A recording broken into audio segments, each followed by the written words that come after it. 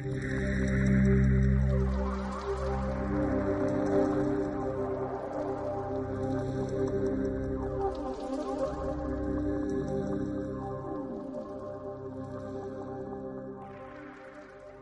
estamos. Vamos a seguir con nuestras charlas entonces, mientras va llegando un poco más de gente.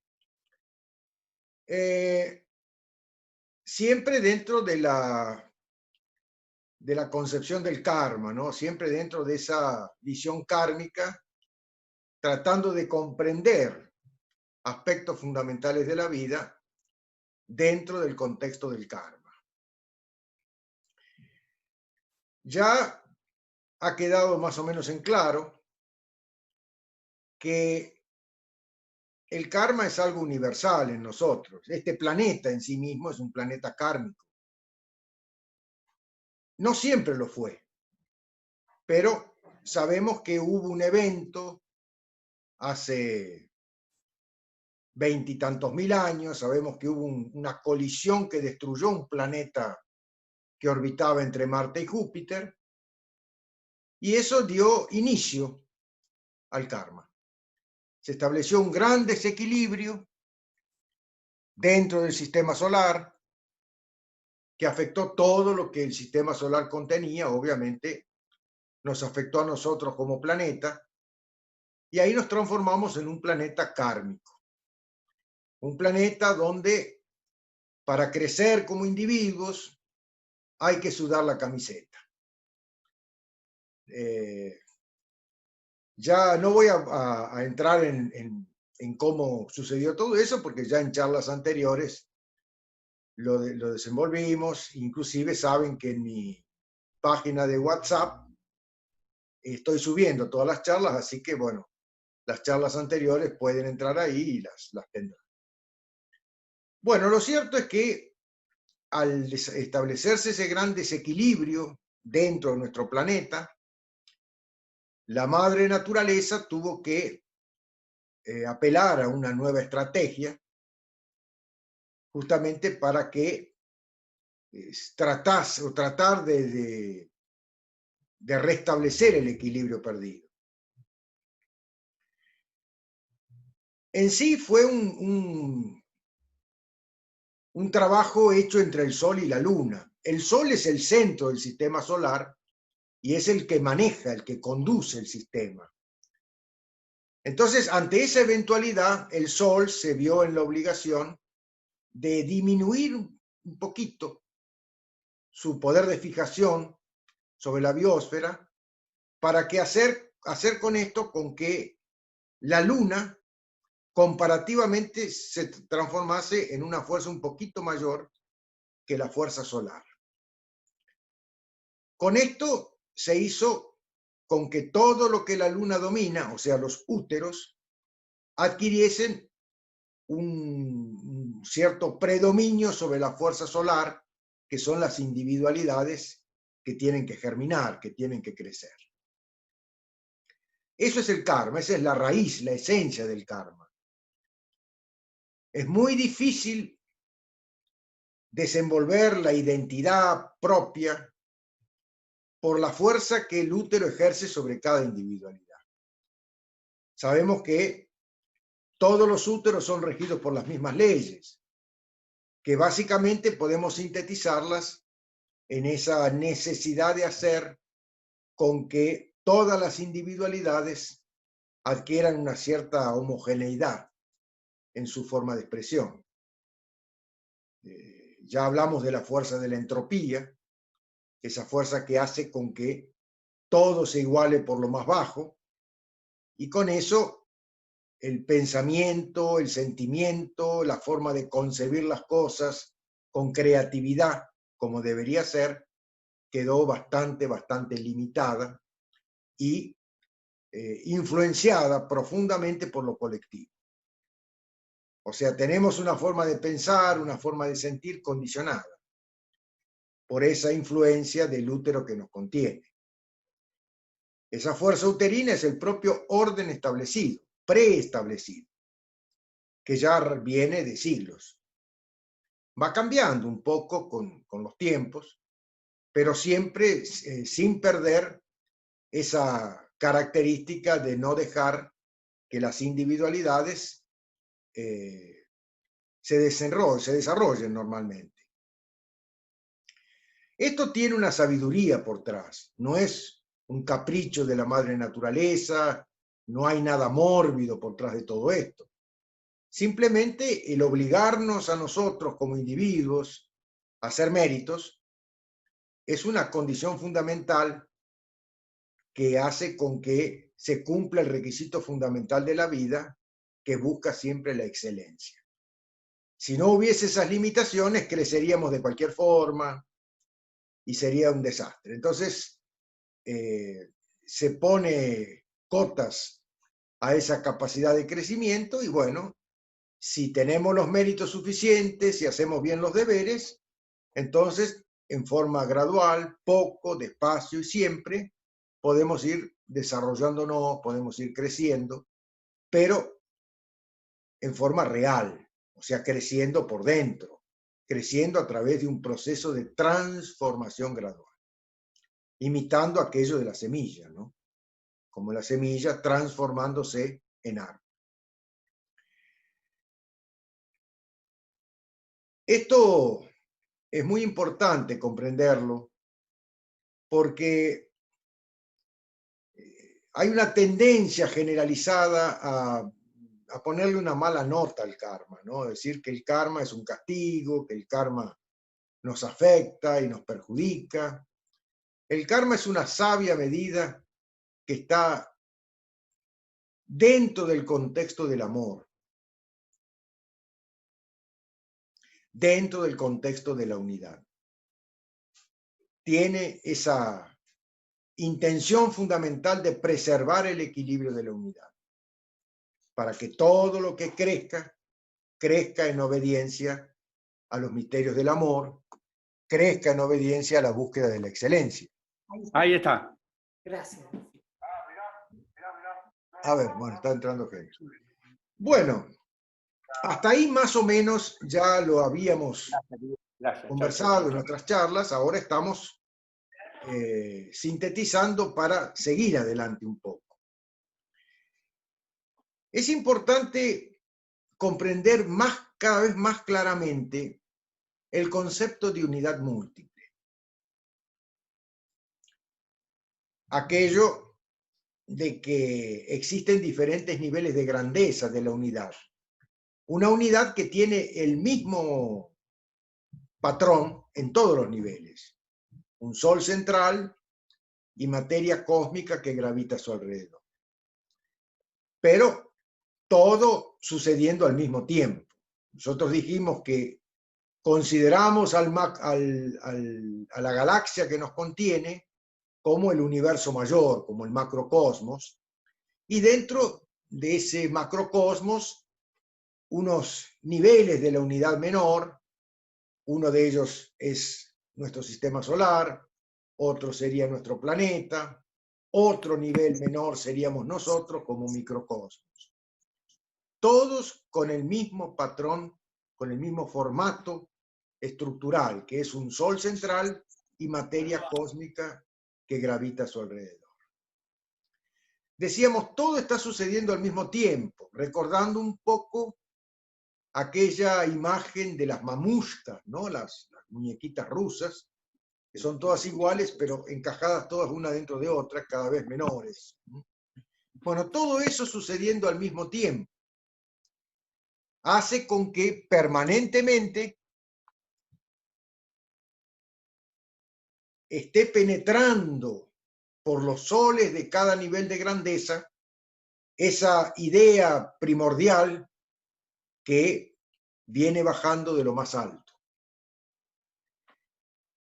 Esto hace con que cada sol sea una verdadera puerta por donde penetra al espacio que ese sol domina, o sea, ese nivel de grandeza, penetra la idea original, una idea que al entrar por esa puerta del sol, al entrar al mundo, al universo tridimensional que domina, esa idea aflora de forma andrógina, como algo indiferenciado. Al pasar por la órbita de Mercurio, esa idea indiferenciada adquiere una característica que le permite insertarse dentro del universo bipolar que vivimos. El universo nuestro es un universo bipolar. Entonces ahí, al pasar por la órbita, esa fuerza, esa idea indiferenciada que aparece por la puerta del Sol, al pasar por Mercurio, se bipolariza, se ordena conforme el orden bipolar del universo y adquiere una estructura de pensamiento, una estructura de naturaleza intelectual. La idea se puede expresar dentro de ese orden establecido. Al seguir ese rayo solar y pasar por la órbita de Venus, ahí adquiere una característica magnética, se le adhiere la función afectiva, y ya esa idea que originariamente surge como una idea genérica, se le da forma intelectual en Mercurio, se le suma la parte afectiva en Venus, y ya tenemos la idea casi armada para poderla expresar desde una individualidad como es el hombre. Claro que esa idea ya ordenada nos llega a la Tierra, nosotros, donde estamos en nuestra biosfera, nos llega previo paso por la órbita de la Luna. Y ahí es donde toda esa idea que se había ordenado y se le había adquirido hasta una connotación afectiva, de repente se ve atrapada en una verdadera caja de resonancia, que es la esfera lunar. Ya dijimos que ahí la Luna tiene un poder un poquito mayor que el poder de fijación del Sol, con lo que hace que esa idea que venía para ser expresada como algo nuevo,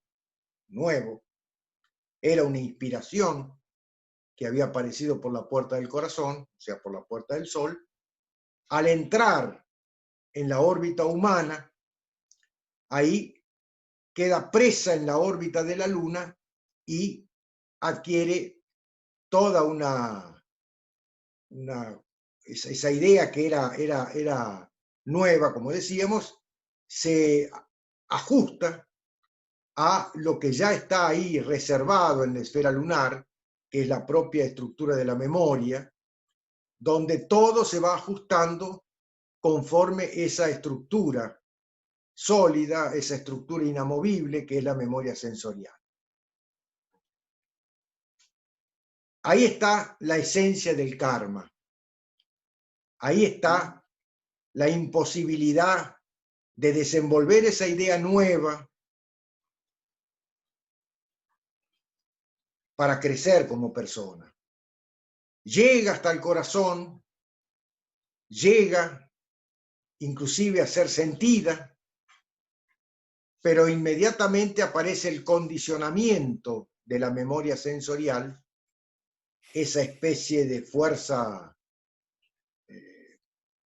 ya habíamos hablado en la charla anterior, ¿no? Esa especie de fuerza inquisidora que hace con que se le ponga cotas a esa expresión para que no exceda ciertos límites de lo que el orden establecido tolera. Ahí está la imposibilidad de crecer a voluntad. Es necesario un trabajo interno, hacer deberes propios, deberes en la casa interna, en la casa interior, para vencer esa fuerza condicionante y poder expresar lo que hay de nuevo para expresar, que en sí es una explicitación de la promesa de ser que somos. Sí. Todo lo que nos llega, es para darle vida y expresión a nuestra propia promesa de ser, que ya se encuentra en el alma de cada uno, como el árbol se encuentra en la semilla.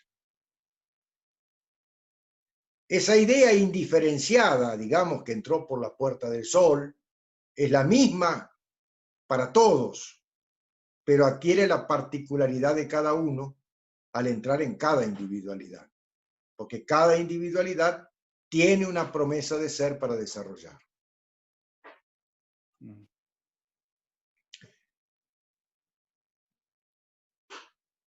Sobre esto hay que meditar mucho,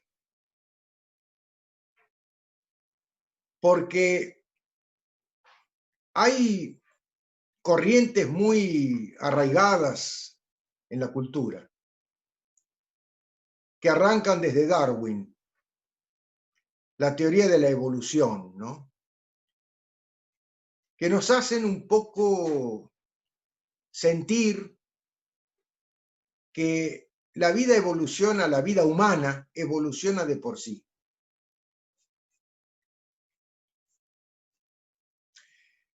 El karma no lo permite.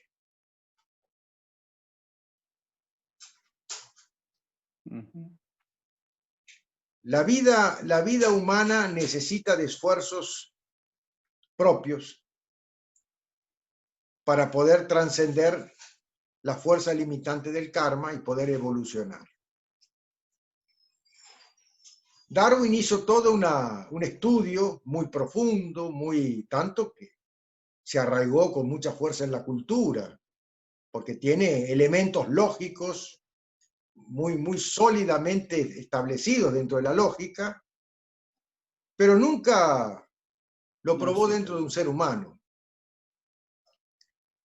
Siempre lo asoció a los animales, al estudio de los animales, sus famosos estudios en la isla de Galápagos y bueno, todo lo que él desenvolvió en su teoría es real, es verdadero.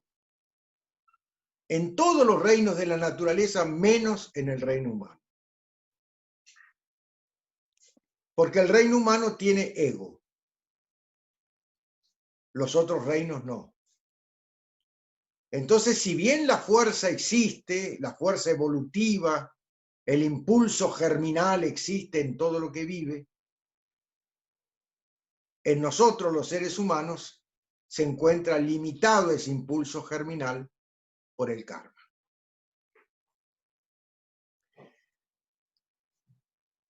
Es muy importante comprender la naturaleza de la desviación posible que se podría dar en nosotros, en nuestro crecimiento, si no hubiese esa sabia limitación impuesta por el karma. La desaparición de ese planeta que orbitaba entre Marte y Júpiter, no está la Vía Láctea. Entre Marte y Júpiter había un planeta que fue destruido por alguna colisión hace 20 y tantos mil años. Ese planeta era una función específica dentro de la psique humana, como lo son todos los planetas. Cada planeta del sistema solar representa una función específica. Ya hablamos de Mercurio, de Venus, de la Luna, del Sol. Volaba los impulsos. Bueno, ese planeta cumplía con la función de generar en nosotros la continuidad consciente. Vamos a suponer de que estamos en el paraíso, o sea que no hay ese condicionamiento lunar y que todo funciona en obediencia a las leyes del amor. Entonces, bueno, decíamos, sale por la puerta del sol una idea nueva, se le da forma de intelectual en Mercurio, se le suma el afecto en Venus, ahí en la órbita lunar, en ese diálogo entre el Sol y la Luna, se le da la particularidad de cada individualidad de la biosfera, o sea, cada uno de nosotros como individualidad, y eso quedaría ya dentro del ser humano, dentro del hombre, para ponerse a funcionar o comenzar a ejecutarse a través de la función que sigue, que es la de Marte. Marte es la fuerza de la ejecución, la fuerza de la acción. Entonces decíamos, entre Marte y Júpiter había un planeta que permitía que esa iniciativa que da la acción tuviese una continuidad en el tiempo, para que se cumpla la ley de los ciclos, que todo en la naturaleza se rige por ciclos. Todo tiene principio, medio y fin. Entonces, es necesaria una continuidad en el impulso original para que se cumpla esa máxima de que todo tiene principio, medio y fin, que pueda llegar a buen puerto, pueda llegar a su fin, para de ahí pasar a un nuevo comienzo. Al romperse ese planeta, romperse esa función de la continuidad consciente, se estableció dentro de la psique humana un hecatombe. Se perdió esa continuidad consciente y con eso se perdió el centro de gravedad permanente que tienen las individualidades para crecer sin perder su identidad. A partir de ese momento, la psique, la mente, si quieren, humana, se hizo dispersiva. Perdió su capacidad, fue perdiendo gradualmente su capacidad de concentración. Entonces, claro, si ustedes ven, antiguamente existía una especie de uniciencia, ¿no? Existía el sabio, que era de todo. Era sacerdote, era médico, era filósofo, era artista. Pero a medida que fue avanzando la vida humana a través del impedimento del karma, la pérdida de ese poder de concentración que le daba el centro de gravedad permanente hizo con que las ideas se fuesen diversificando, y así es como fueron surgiendo las especializaciones. Hoy tenemos médicos de pestañas, médicos de orejas, médicos de qué sé yo. O sea, lo que era la medicina, hoy existen infinitas especializaciones y con eso se va perdiendo el contexto de unidad, el concepto de unidad. Se va desapareciendo se va atomizando ese principio de la unidad. Entonces, imagínense un crecimiento individual por esos infinitos caminos que se abren después de Marte, por esa atomización inevitable de la idea original. Entonces, es una sabia idea hacer con que nos quedemos así como estamos, hasta ahí nomás, con lo ya hecho, y no avancemos más, a no ser que nos capacitemos para eso, a no ser que nos transformemos internamente para que el paso que demos hacia lo nuevo lo hagamos sin perder la identidad.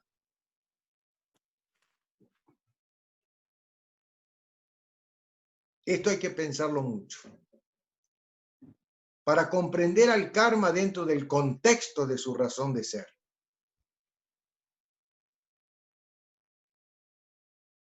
El karma es una de las manifestaciones más sabias que nos ha mostrado la madre naturaleza en esa permanente tentativa de mantener el orden, de mantener el equilibrio de la vida en desarrollo.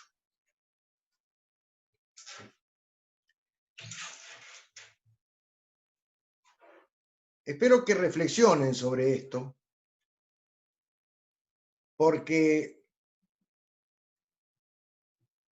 hay mucha necesidad de crecer, de cambiar, pero con más de lo mismo no se puede cambiar. Repitiendo aquello que ya tenemos impreso en la memoria como una respuesta a todo lo que nos convoca desde afuera,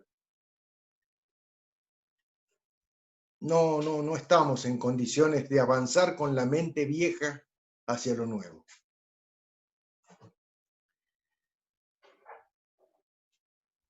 Es importante tomar conciencia de que crecer implica un despertar. Primero despertar a lo que estamos diciendo, o sea, la condición de que estamos durmiendo. Despertar a esa realidad de que no estamos capacitados ni tenemos elementos para expresar nada nuevo.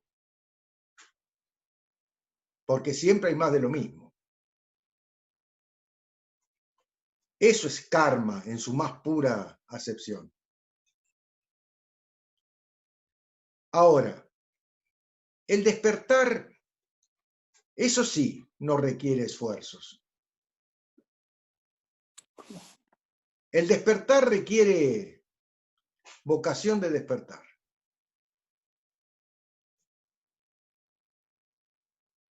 Aprender a ver lo que no vemos.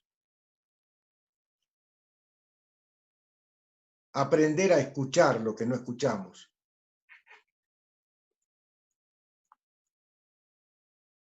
Eso de repente nos da un clic y nos hace ver algo que nunca habíamos visto o escuchar algo que nunca habíamos escuchado. Entonces ahí podemos intimar con lo nuevo. Generar un diálogo nuevo, un diálogo con la vida nuevo. Ya hemos dicho que la vida es un diálogo. Bueno, pero ese diálogo viene siendo hace muchos siglos más de lo mismo, aunque cambiemos la letra.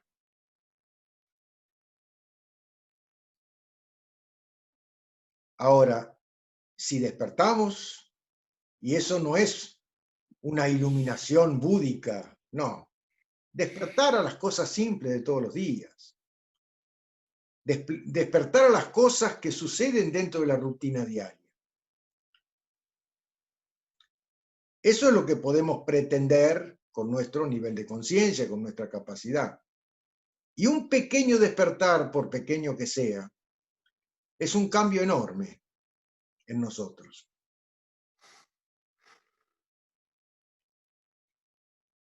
Y si a eso se le siguen otros despertares, porque nos gustó, porque descubrimos que también era posible, entonces eso nos va abriendo una comprensión vivencial de lo que significa la libertad, que no es un capricho anárquico la libertad. Hago lo que yo quiero, no. La libertad es la libertad de poder ser uno mismo para poder crecer en obediencia a lo que su propia promesa de ser propone y no a lo que lo colectivo dispone. Alguien dijo por ahí, uno propone y Dios dispone. No creo que sea así. Yo creo que es más, uno propone, lo colectivo dispone. El orden establecido dispone. El despertar nos permite, pero estos despertares que yo digo, no imaginen una experiencia búdica trascendente, no. Yo digo esas pequeñas cositas que te van cayendo fichas, esos despertares cotidianos, simples, pequeños. Eso va permitiendo un lento crecimiento interior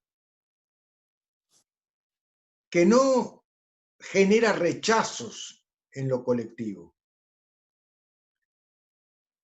Porque lo colectivo, o sea, los úteros, tienen esa fuerza de igualación, como decíamos. Entonces, cuando nosotros de repente expresamos algo que se sale de sintonía, ahí lo colectivo se nos viene encima para que eso no prospere, o si prospera, que lo haga adaptándose a lo ya conocido.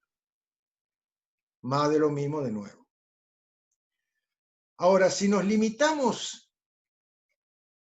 y nos proponemos avanzar nuestra vida a través de lentos despertares, eso es una tarea muy pacífica con el entorno. Eso no nos va a enemistar nunca con el entorno. Nos va a permitir crecer lentamente, y eso implica ir teniendo una comprensión de la vida cada vez más profunda, cada vez más lúcida. Nada extraordinario para los demás. Los demás nos seguirán viendo como siempre. Alguna cosita puede que perciban que está mejor, pero no nada. Pero para nosotros lo que está sucediendo internamente es extraordinario. Porque vamos descubriendo qué es ser libre. Y vamos descubriendo aquello de que podemos. Eso, en términos de autoestima, es bastante importante. Gente, me está saliendo un cartelito acá, ya hace 2 veces me salió, así que en cualquier momento me corta. Sin más ni menos, yo cortaría por aquí y les abro un espacio para que les doy voz para que pregunten, para que expresen algo, para que digan algo. Sí, Susana, ¿qué? No te escucho. Estás sin micrófono, Susana. Yo te pregunto, ¿vos estas charlas las subís al WhatsApp? Sí, sí. Sí, sí. ¿Pero siempre las subiste? ¿Siempre las subiste? No, las últimas 4, esta sería la sexta, la quinta que subo. Ah, o sea que podemos volver atrás. Claro, después cuando entren en mi WhatsApp y no hay problema. Perdón, no es WhatsApp, ¿qué estoy diciendo? Facebook, Facebook. En mi Facebook. En Facebook. Pero que está abierto a todos. Claro, sí, sí. Bien. Ah, bueno. ¿Y esto que subiste a WhatsApp, que es marroncito, qué es? No, pero olvídate. Como una foto, un cuadro. Yo me confundí porque vos me dijiste WhatsApp y yo te seguí No, es Facebook, nada que ver. Entra a Facebook y vas a tener ahí las grabaciones. Descargas. Sí, lo mismo Bueno, que dije. Bueno, bárbaro. Bárbaro. Bueno, nos vemos. Sí, no, pero pará, dejale espacio a ver si alguien quiere decir algo, a ver. Ah, no, sí. Bueno, a ver. ¿Alguna duda? ¿Algo que no concuerden? ¿Algo que haya quedado picando?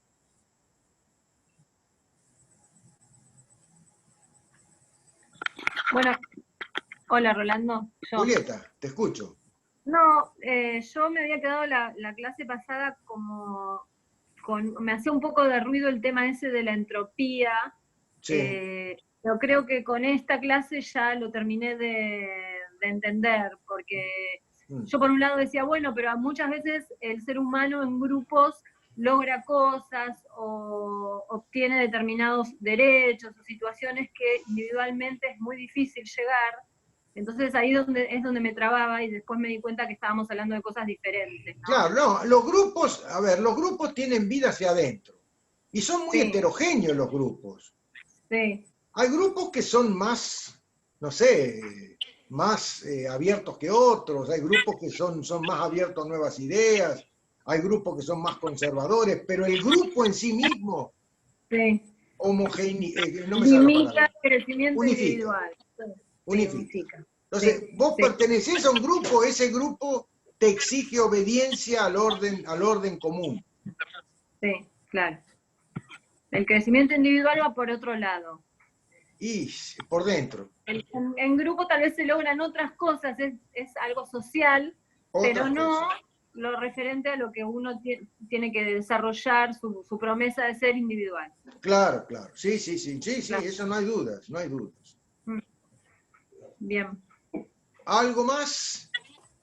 Susana, sí, te escucho. Te quería preguntar, y también lo que se genera a veces cuando uno quiere salir del grupo, ¿no? Bueno, ahí es que está. Eso es como que, sí, sí. Hay toda una fuerza de absorción. El útero es posesivo, te posee.